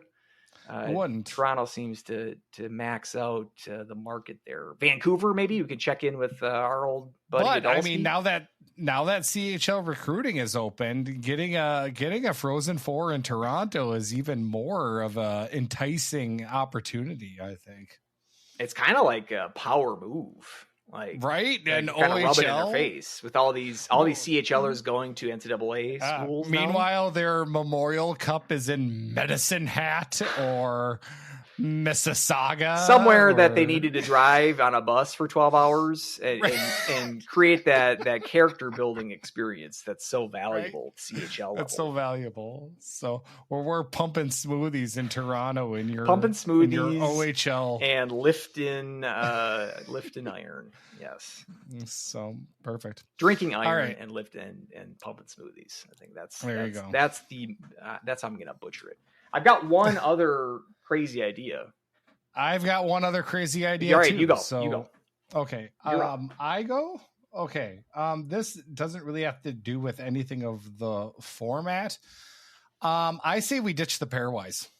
I say we all of it, yank it out. We bring back the wonderful Yep, we bring back the wonderful NCAA tournament resume by Bowling Green. We bring back people trying to pump their tires, and I say around maybe I'll use today's kind of how we are, in today's parlance or whatnot.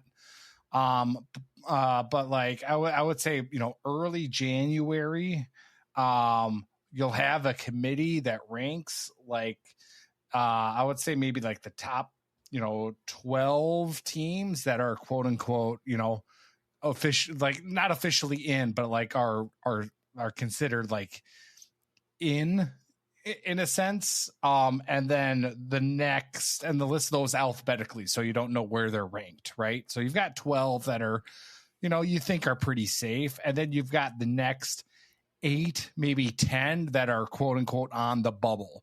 Every week you pump out a list. You pump out so us show is like done for at this point, because nobody's caring about what the polls say. Everybody is focused in on what these rankings of, like, you've got these teams that are safe, these ones that are on the bubble. There could be some upsets and some different ones in some different conferences that might upset the apple cart. But every week you're looking to see who's moved up on off the bubble, who's more on the safe side, so you kind of see where it's a little bit more transparent of what teams are probably in it, but at the same time a little bit of mystery. Bring us back some mystery of the COVID year about who's in, who's not, who's getting screwed. I think it's going to get some great docking points, and then I think it's a little more responsibility on the committee as well. So, I mean, you're kind of describing, I'm not the biggest college football fan, but you're kind of describing how college football, like the second half of their regular season, every week they'll come out, their chairman or chairperson will come out and say, these are the top 4, or now it's the top 12, and these are the bubble teams, and that's all water cooler talk for the next week. Yes. I mean, and yes, and every college football fan is 100% in agreement with all of their choices and all of their decisions. Yeah, it's gonna be chaos. Oh man, people are gonna be so upset, and I would just absolutely. I like it. Up. I've said on this show that I think it's healthier to be upset at a human being rather than upset at a computer. Just in general, that's a healthier mental for your mental health. So yeah. Well, now the pairwise, we could just turn it into an AI chatbot, and it could just spit it out. Then you're kind of upset. Which is basically what pairwise is. Isn't pairwise? Yeah. Tell me that pairwise isn't AI, and everybody loves AI, right? So I like this idea. I don't mind it. And then we'll have the Twitter arguments, and then we'll have like like I said, that NCAA tournament resume. I think that was like Twitter gold when Bowling Green tried to pump out their resume of their mediocre achievements throughout the season. And you've got the guys like Woden who are resistant to going back on campus because he doesn't like the pairwise spitting out who's 8 and who's 9. Which would then now result in giving the 8th seed a home game versus a neutral site game, which is maybe his main reason why he's not a fan of neutral site regionals. Now you're throwing the entire thing to the human element, but you'd have the committee not just field the 16 teams. You've got the bubble teams, 16, 17, 18, 19 in that range. Or if we're talking about like, auto bids involved, I guess the bubble would be at like 14, 13 in that range, because we're assuming that the Atlantic hockey team is going to be outside the top 16. But whatever the case is, if you go back on campus, it becomes a 2-tier problem, because then not only is a committee, the smoke-filled room, spitting out the entire 16 team field, but also divvying up who gets those much desired home games in any scenario that would involve campus sites. So you got like this year, you've got 8-9 with Providence and Denver. Was the 8-9 with Providence being the 8th seed and Denver being 9th. You could see the committee saying, well, I mean, it's a razor thin margin between those two anyway. Denver's got a building that's twice the capacity of Providence. Well, let's just put it in Denver instead. And you know what? I'd probably say, sure, probably the correct move. I would not balk at that, even though I'm sure Providence fans would be upset. But I think in this scenario, you'd have to just hide this. Would you just hide the pairwise then? You just obliterate 100%. That, because then that would I mean, maybe if the Smokefield community wants to use that, they would have it. They would have it at their disposal, but it'd be a black box. It would not be public knowledge. Yeah. The rubes would not have access. Yeah, or they would just go something completely different. I mean, like, just think of the bracketology posts that would come out, and what people think, and like the or my predictions for the field.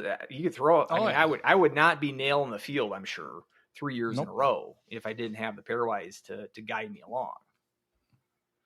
I like that idea. So, yep. I don't know. I guess I expected maybe a little bit more, pushback from that. I guess I'm a little bit surprised. I mean, ask me another day, and I might give you more pushback. I'm somewhat agnostic when it comes to the pairwise. I see its benefits. I see its downsides. I don't think it's the best system. It's probably the best system that we have, though. In terms of if you're going to leave the task of fielding the tournament to a computer, it's doing as good of a job as I can imagine the computer doing. But I wouldn't mind these fringe, taking the one last team, like the year that Duluth won the tournament and they got in 0.0001 over the Gophers, like those sort of decisions. I wouldn't mind having humans make the call rather than the computer make the call, if that makes sense. And if that would have prevented another Duluth national title, even better. Even better. Before I Or get to just go to the my Gophers. next suggestion, we did get a listener suggestion, Ooh, which all right. we put out the call for Yep. our listeners, and glad that we got some feedback. Brandon wrote in, and he's got a suggestion, and I like the fact that he's tapping into, or he's being inspired by college baseball, and he's even expanding the tournament, which I'm not a huge fan of this, but he's got a 4-weekend setup rather than what we now know is a 3-weekend setup with a dead week in between. But he's kind of with us with those regionals, the current regionals. He's doing best of threes, 1 versus 16, 2 versus 15, and down to 8-9. Weekend 2, he's having the winners play best 2 out of 3, with the top seed versus the lowest remaining seed and so forth. And those are all being on campus sites, which we're nodding along in vigorous agreement. Where he's kind of losing me is with his Frozen Four. And I get his rationale. I'll quote him here. He's doing, which is like college baseball. The College World Series has, the regionals as well as the super regionals as well as the College World Series is all double elimination. So, and the College World Series is double elimination until the final, which is also 2 out of 3. So you can lose 4 games total in the college baseball tournament and still win the national title. So he's taking a page out of that, where he still wants the Frozen Four to be double elimination. He says Frozen Four is a lot of games split over 2 weekends, which isn't great for attendance. But also don't think you can start with double elimination and then switch to single elimination format once you get to the Frozen Four. And he's with you in terms of Frozen Four sites rotate between Minneapolis, St. Paul, Boston, Tampa, and Vegas. So he's kind of with you. He's like in Vegas being in the regular rotation. But in terms of, his Frozen Four, he's doing, it's a little convoluted here, but you've got the 4 teams, and it's basically a double elimination spread across 2 weekends, which is not an idea that I came up with. I didn't think of having double elimination Frozen Fours. But he makes a decent point that if you're doing 2 out of 3s up until that point, why is it that you do single games in the Frozen Four? I would make that same argument in terms of why we're going to single elimination in the regionals to begin with, especially after most of these conference tournaments feature at least one series involved in those. So I like the idea. I like that he brings up college baseball, because I've gotten into college baseball quite a lot the last couple of years. So they do 4-team regionals, similar to hockey. They do 16 of those 4-team regionals, a little bit different than hockey. So 4 times as many regionals. Those 4-team regionals are hosted by the top seed at their campus site. So that's 16 regionals. ESPN somehow, some way finds a way to field 16 camera crews and announcing teams to cover all of these regionals somehow. I don't know how, but they make do. They do that. So then the winner, and that's double elimination format. So then you have one regional winner emerging from those 14 regionals. And then the winners of those regionals then play in what's called the super regional, which is you're paired up with one other team. So it's a best 2 out of 3. And it's at typically the higher seed. It gets a little wonky. I'm trying to keep it simple. But the second round, or the super regionals, is a 2 out of 3 at another campus site.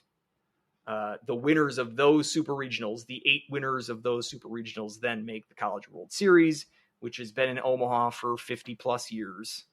And they play that College World Series at double elimination to get to the final 2 teams, which is then a best 2 out of 3.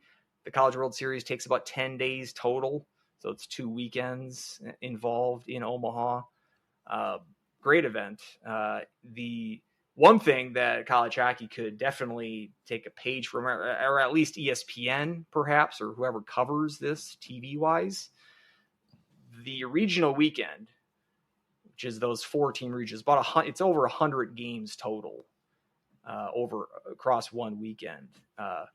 But ESPN Plus has this thing called Squeeze Play, and they condense.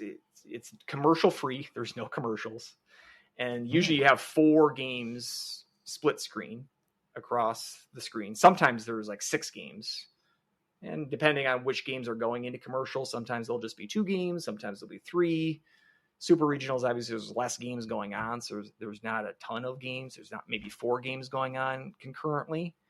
But there's 2 guys in a studio that every now and then, it's not like they're talking over it, but they'll kind of cut into each game as if there's a scoring situation or a threat going on, they'll kind of cut into that sound for that game and kind of listen in on that one.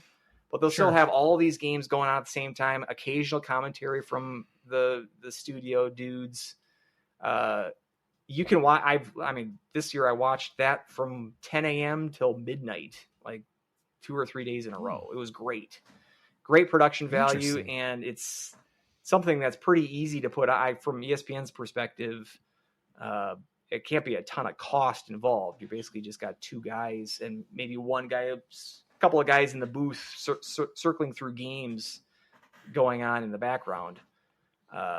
You don't have the volume of games in the hockey tournament, but something like that, where if you've got games going on at the same time, if you have a ESPN Plus page that can sort of show all the games going on at once, it's convenient, it's fun, it hooks you in. Like I said, there's no commercials typically, so it's great. I think it's excellent. It's an excellent way to try to get into this as an event. And hockey would be smart.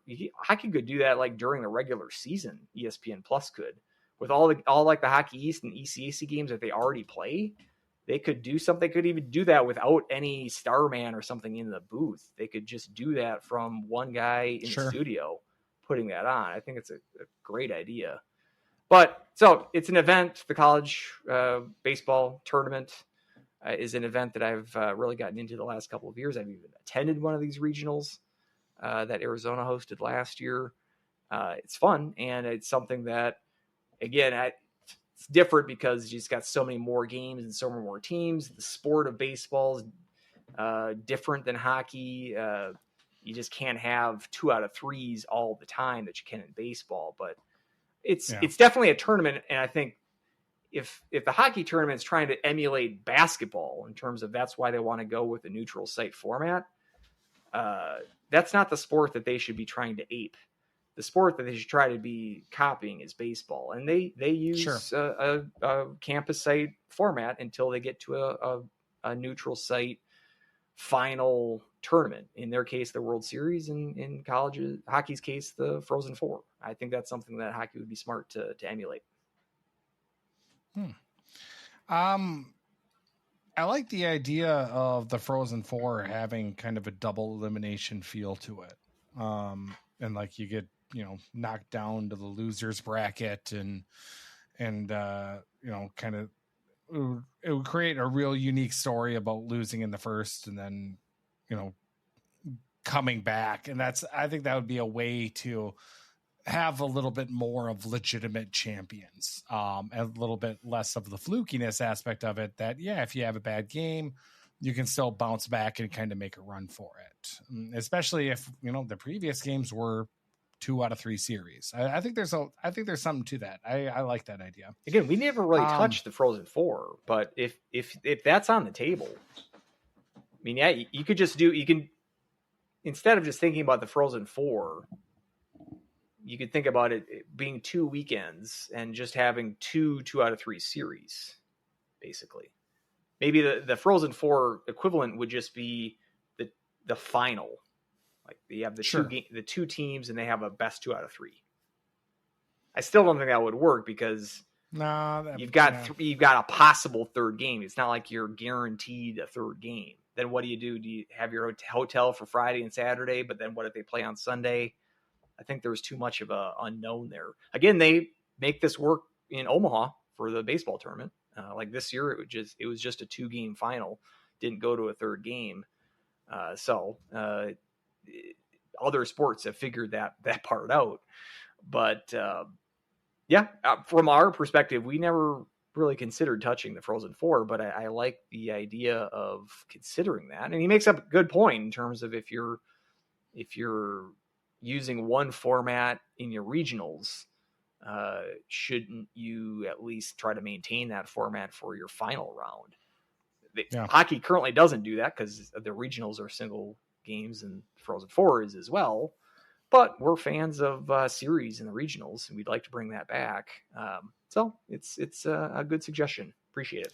One thing that I think is interesting that they go for, or that I found it interesting when the CCHA was the first conference to go to on-site, right?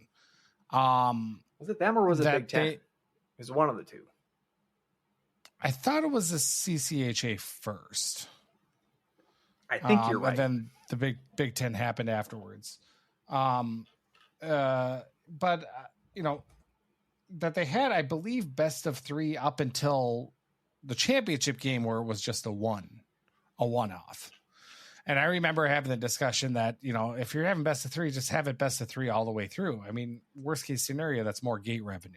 And also, that might bolster the pairwise as well if you're on a bubble team or anything along those lines. As the NCHC is going to this format as well, I still feel like instead of having a championship game being a one and done, have it again as a 2 out of 3 series. Why do we stop it, especially if it's on home ice? Why not just keep it going with a 2 out of 3 series? I don't know if you have any thoughts on that versus just a one and done championship game on Saturday. Like I said, for me, it would give me best of 7. Best of 3 isn't good enough. I'm looking. So it was the CCHA, but back then it was actually still the WCHA. Oh, it was. Yeah. That's right. 2017 is when they shifted to on campus. And I'm looking through. Yeah. So COVID basically killed that 2 out of 3 in the second round because they were doing that through 2019. But then 2021, they did it all at a neutral site because it was COVID. So they did it all at Mankato. And since then, it's all just been single games in the semis. Sure. But for the 2017 through 2019 tournaments, those were best 2 out of 3 for the first round as well as the second round. And then a single game for the final. Yeah. And I'm trying to find the Big Ten. So that was 2018. I want to say you're right. So it was 1 year after. So 2017, the WCHA did it when they went on campus. They were the first conference to move back on campus, and then Big Ten followed suit. Because I think they had one more year on their back and forth between. Yeah, their contract. They had the two crappy attendance ones at Joe Louis and 2 at the X, and they probably wanted to cut that contract in half after the second year of that, but they couldn't. Right. So, but and one. Do you have any others? Because I've got one more. Okay, one more. I will say that Dan Jacobson said outside of the obvious home sites first and second rounds on consecutive Fridays, like the idea of 2 super regionals where you have a 2-2-1-1 game Thursday through Sunday, keep the Frozen Four the same. So he's kind of on that one. So like the 8-team regional, one site, 8 teams. Yeah. Okay. Or 2 sites, 8 teams. So he likes 2 having 8-team regionals. Correct. Yeah. So that's what he's in favor of, which you pseudo have that again this year with Fargo and Sioux Falls. You can make it work. I think that's driving back and forth. I think that's 2028. Next year we've got Loveland involved. I think that's 2028 is when it's the Fargo. Oh, I'm sorry. I didn't mean to say next year. Just in the near future. Yeah, I believe in the near future you have that. Yeah. So you have a pseudo super regional. So yes, which you think that you might be doing with your dad, and I even said on the show I might want to tag along for that. I don't know. I don't know if we'll be able to do it. That's a lot of driving, even though it is. Yeah, How far is it between Fargo and Sioux Falls? 2 hours? 3? I think it's right on 29 you are going there. 75 as well. The speed limit is 75 there. Maybe just do 2 days of it. Like if you go Thursday and then you're driving down to Friday and then going back up on Saturday for one game and then back down on Sunday for the third game.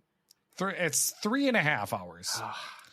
Now, so maybe just do like Thursday and Friday. So I get the 4 games and I don't. Or maybe like you have a hotel in Watertown, and that's where.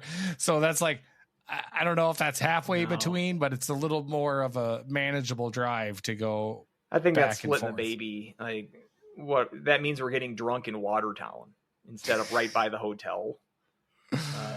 I think that's never know. It's too cute. Maybe Watertown has a happen nightlife. You know, I don't know. That's where my dad was born. I should. Was it happen at that time? I have no idea. I think we could. I believe that's where old friend of the show Blake Tyson is now announcing games. The NHL, the Watertown franchise they have now. So I got one more hour 35 to Sioux Falls from Watertown. So it is pretty much halfway point. Yeah. Is it right on 29 there too? I feel like I always thought like Watertown's a little bit more west, but I clearly have not been there in a while. 2 hours 9 minutes from Watertown to Fargo. Watertown might be the place to be. Might be the best. Imagine if there's like the Watertown Super 8 is advertising that like in 2028. Like be the halfway point between the NCAA hockey regionals. Right? God, I hope we will laugh about it, but there's probably some hotel in Spokane, Washington that advertises that for like the women's college basketball tournament because they actually get a lot of people to go to those games. Well, yeah. Hockey, we don't have those problems. So I got one more idea. This idea will never happen for many reasons. Well, those are my favorite. For mostly Bob's sake. This will never happen. It's just too many games. It's too many games. Too many. You could keep all of your 4-team, 4-location setup as you want. Instead of inspiring or being inspired by the college baseball for this format, I'm being inspired by a more hockey centric event, the World Juniors pool play. Okay, I've got pool play involved. Oh, all right. So I'm turning it. So I'm turning the 4-team regional into a 4-team pool. Everybody plays. Everybody plays. Everybody in your pool. Okay. And you can keep maintain the same regionals, and it would cut down on needing to shift teams around for trying to avoid interconference matchups in the first round. I would make the rule, which the rule currently is, 2 teams from the same conference can't be or should not be matched up in the first round of the tournament. This year it happened, I believe UMass and UConn were lined up as the 6-11 matchup, but they moved that around in order to avoid that first round matchup being both Hockey East teams. I would say you would draw the line at 3 teams out of a 4-team regional being all from the same conference. You'd want to move someone around there. But if you got 2 teams from the same conference in a regional, in a 4-team regional, that's fine. You don't need to move mountains to avoid that. So you've got, and the only way you can really do this is you've got, again, you're maintaining all of your, I'm not changing anything in terms of hosts or, so if we're using this year's tournament as an example, we're still in Toledo, we're still in Allentown, we're still in Fargo, and we're still in Manchester. But you're playing 3 games. Instead of playing 2 games in 3 days, if you make the regional final, I'm asking everybody to play 3 games in 4 days. Sure. So you're still playing Thursday to Sunday. And the only way you can really, the schedule, it's like a logic puzzle. But in terms of trying to avoid having a team play 3 days in a row, which even I would balk at that.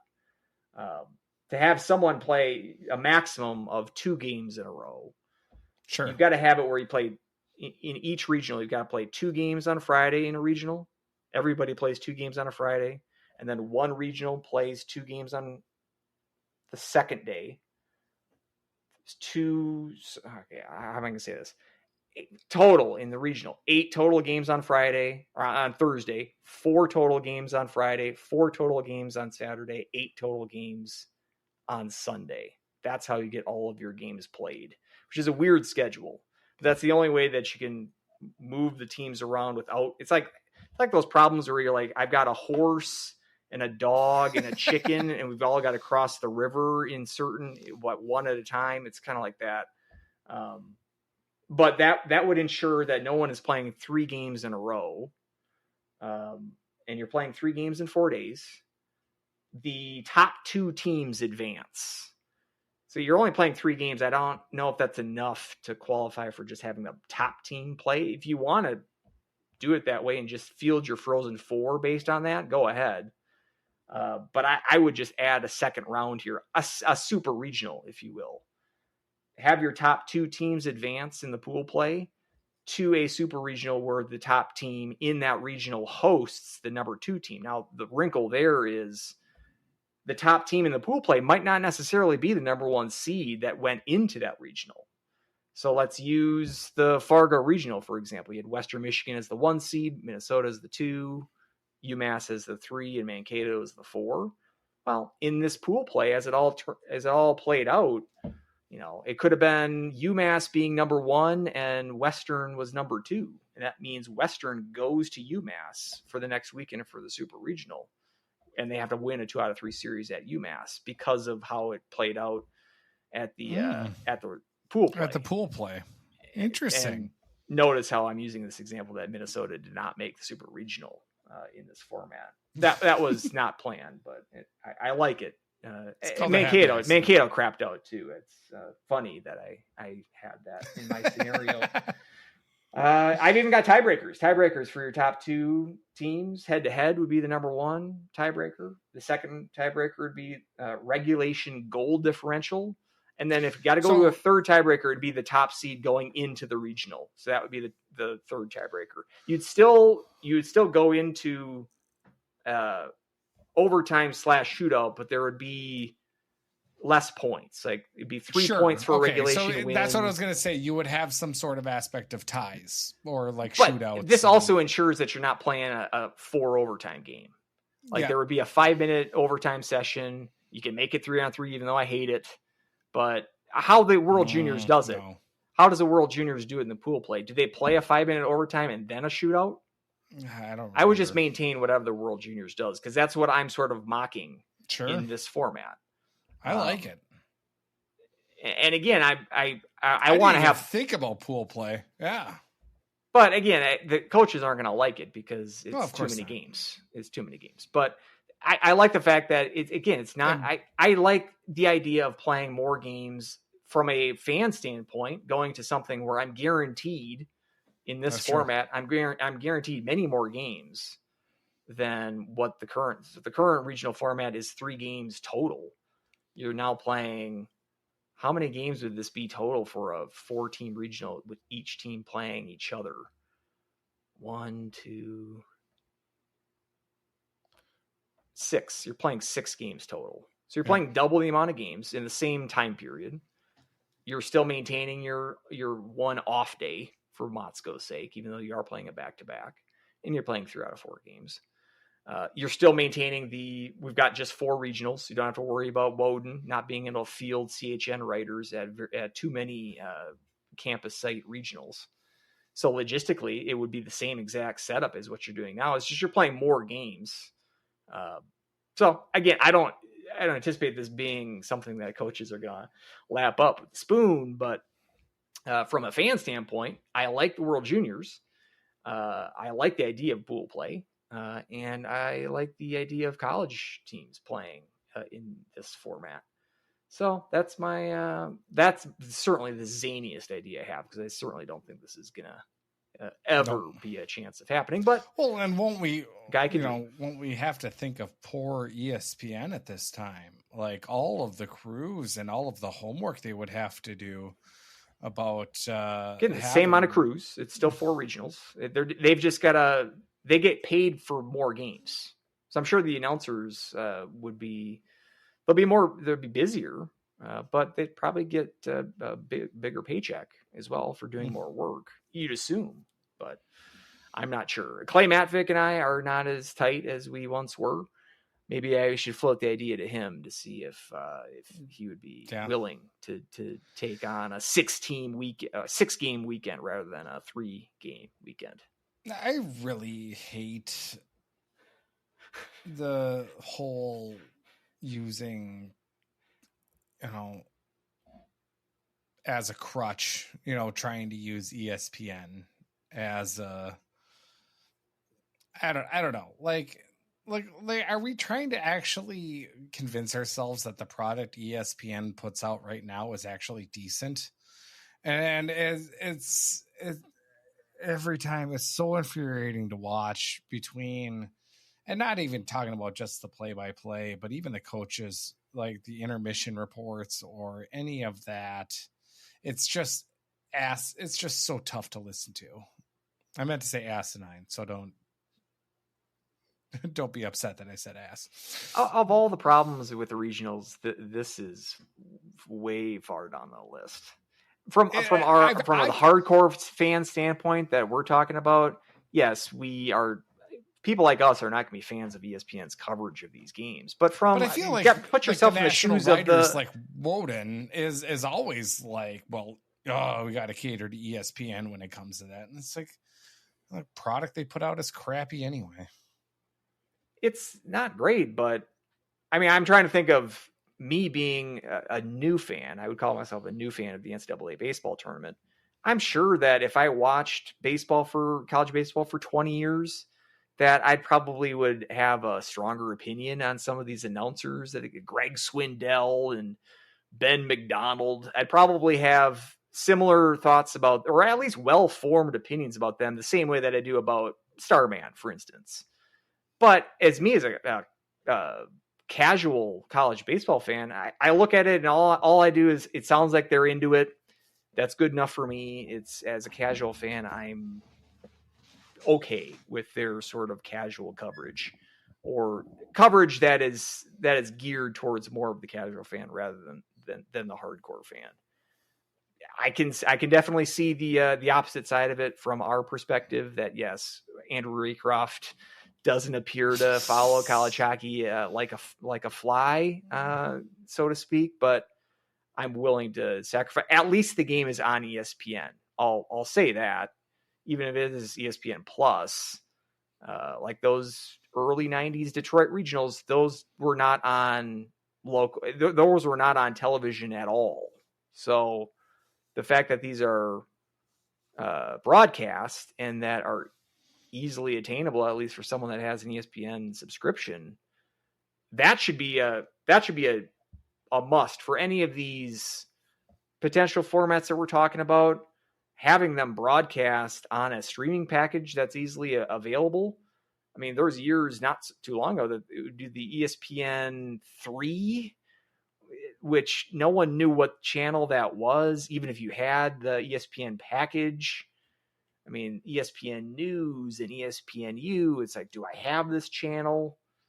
Having these readily broadcast, it would be very important, whatever format you have. And I feel like that's been getting better the last couple of years, but it could always improve. And as you're bringing up from the broadcast aspect, the announcers and whatnot, that could definitely improve as well. But I do feel like there's bigger fish to fry when it comes to complaints about the tournament. That would be I put much like but Woden's example was CHN. We can't go to campus sites because CHN literally doesn't have 8 writers to send to campus sites. I can't believe that Carl didn't laugh that criticism off in his interview of him Because like you're really just kind of telling on yourself there that you don't Yeah. have 8 writers on staff. And I know that these aren't full-time employees, but you don't have 8 people that you could subcontract for a weekend spread out across the country. It's really not that's not an MP, that's a YP, to quote Robert Downey Sr. from Boogie Nights.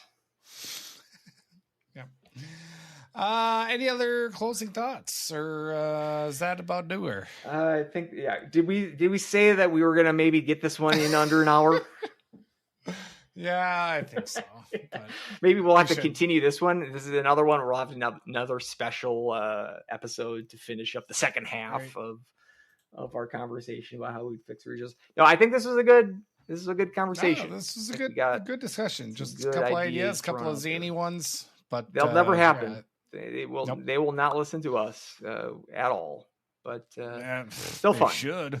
They should. So, but, Vegas, baby. I think that at least just give me that 1 year. Just try it. Just try it. Yeah. I'm all for it. So, that about does her for this special. We will have our regularly scheduled program where we go through news and updates here in a couple of weeks. Already a couple of topics too about new home for Husky hockey, new time slots as well for the Friday games, but and then a couple of commitment news that's been ruffling some feathers. So we'll get all that in our next episode in a few weeks. But until next time, reach me on X at More Clappers, MOAR, More Clappers. Andrew, you can find him at. You can reach me on X at SCSUHHP. I'm also available on email, huskieshockeypodcast@gmail.com. Cloud coverage hockey.substack.com for long form articles. I hope to have something out soon. I want to try to have something out every 2 weeks at the very minimum. I just did a sort of knocked off our random box score segment of this show. I loved it. Did what I'm calling Husky Rewind, because it's not necessarily a random box score. I'm picking these for a reason. Yeah. But did one on the 94 Huskies, and particularly with the focus on the late, great Kelly Hultgren. So check that out. That was a fun article to read about a Brett Larson playoff hat trick. Right. So against the Huskies. So fun stuff there on the Substack page. But a couple of different ways you can contact us. But please do. We always like to hear from our listeners. Exactly. So, and I've been absolutely loving all those articles. And Kelly Hultgren with his passing. Obviously, that was kind of surprise with his just 54. Just 54. Way too young. So. Way too young, but I do have to say that obviously that name did ring a bell for me, because I did have him on my All Huskies draft. I wanted to ask on that, because I feel like someone did take him. I didn't know if it was you or Zamora, but I feel like someone did, and it's good that they did, because I mentioned in the article, the second highest scoring defenseman in Husky history. Yep. I had him and Jimmy Schultz were my two defense. Who's the number one? Top scoring defenseman. So bring it. I got the blue. Maybe there was a theme there, because you also took Satterdahl. You took a lot of the early '90s guys that are high on the scoring charts. Did you take Haynes as well? I think he was my extra forward. Okay. Yeah. So you looked at that top scoring list. Well, I know Zamora took a couple of those guys too. I know he took Len Esau, which was a surprise to me, but glad that he did, and glad to kind of dig into Hultgren's Husky career. Yep. He's a player that I kind of wish I would have been able to see in person. Obviously a little too young for that, but just looking back at the coverage from that time period, he's a very important player, and rest in peace to a true great in Kelly Hultgren. And until next time, go Huskies. Woo!